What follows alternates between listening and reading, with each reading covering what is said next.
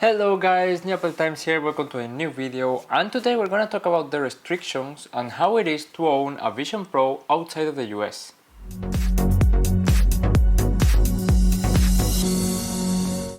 Okay, so as you know, Apple Vision Pro launched earlier this month in the US and only in the US. However, if you have the chance of going to the US and picking one up, it might not be as straightforward because Apple has really put a lot of work into making it work only in the US, at least for now.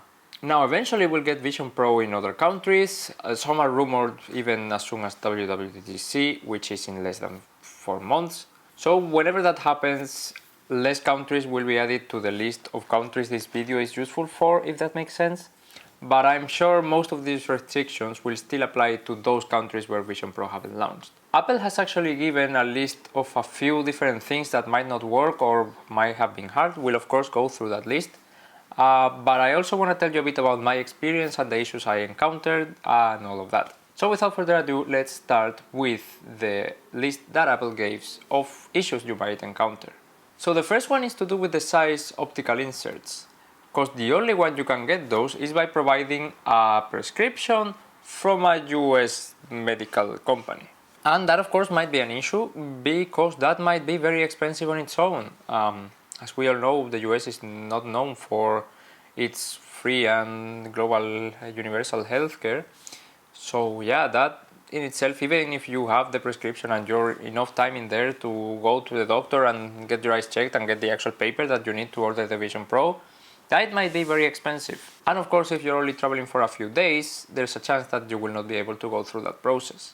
Luckily, and I'll knock on wood, my eyes work fine, so I didn't need those. Then Apple says, and I quote, "Some content, apps and features might be unavailable outside of the United States due to licensing restrictions." Now, I myself have not encountered any of that. So of course you know how you can download Vision Pro apps and iPad and iPhone apps. Now the Vision Pro apps of course are available in the US because that's the only market where they're available, so you shouldn't have any problem there. However, the iPhone and iPad apps, you might have traveled. I don't know if you, for example, have traveled to another country and maybe tried to download the McDonald's app. I found that that's a recurring one that's not available in another country. So for example, my Apple ID is from Spain, but I live in the UK, so I am not able to download the UK McDonald's app. I'm pretty sure that's what Apple means with this, and that's the type of issue you will encounter. Then it's the language issues. Vision Pro only supports US English, and then Siri and dictation also only support US English. As I said, as Vision Pro launches in other countries, I'm sure this list of languages will be expanded. However, I do find Spanish a noticeable omission. Spanish is a very spoken language in the US. 42 million people speak Spanish in the US. That's almost as much as the Spanish population. So not seeing Spanish in the list with how much Apple cares about diversity and inclusion is actually interesting, but I'm sure we'll get it soon. Then another important one is that Apple support is only available for the Vision Pro in the US.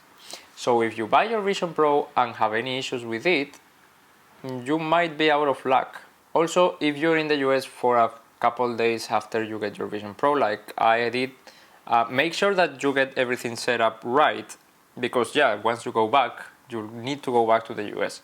Again, as this launches in many countries, it is likely that if you bought a Vision Pro in the US and say it launches in the UK and you go to the UK, you might be able to service it there, but that's not confirmed. And lastly, for the Apple ID restrictions. So as you know, there's kind of two Apple IDs you're signing with in the Vision Pro. There's like the system one that's for things like Find My, adding the devices to your list and all that. And then there's the App Store one. The main one, you can actually have yours, which is great. Your Apple ID from whatever country it is. However, for the purchases, you will need a US Apple ID. And that includes subscriptions such as Apple TV, Apple Music, and all of those. Now I'll tell you a bit about my experience. I have, as I said, a Spanish ID, so I created a US ID specifically for this. But I made the mistake of adding it to my family. Then the payment method, which is basically what determines what region your Apple ID is from, got switched to the Spanish one, and then I lost it basically. Even though the region was set to the US, it was actually changed to the Spanish one, so it wasn't useful anymore. I did a lot of digging around. I tried to create another Apple ID. It wouldn't allow me for some reason. I got a message saying that it had failed, and after googling it said that I had surpassed the maximum amount of Apple IDs you can create from one device in 1 year. But I tried in several devices with several networks and it didn't work. So I was close to desperation. However, I remember a friend of mine has an Apple ID from America that he created years ago, and I asked him and he still remembers it, and he remembered the password and he gave it to me, which is great.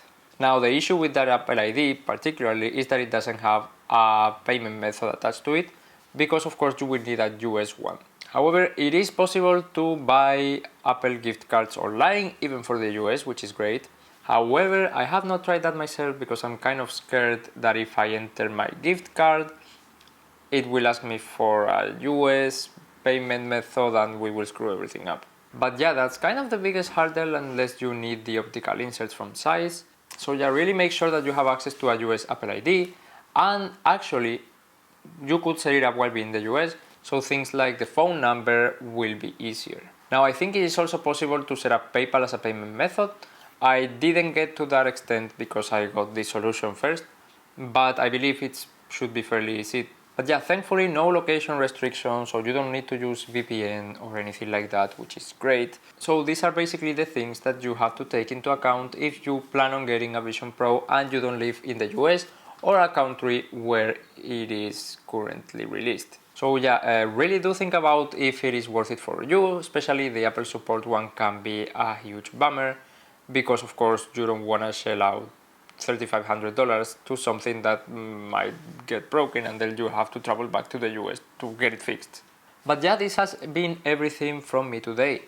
If you have any questions about Vision Pro or this process that I specify in this video, or want to know more about my experience or something, please let me know down below in the comments and I will do my best to answer.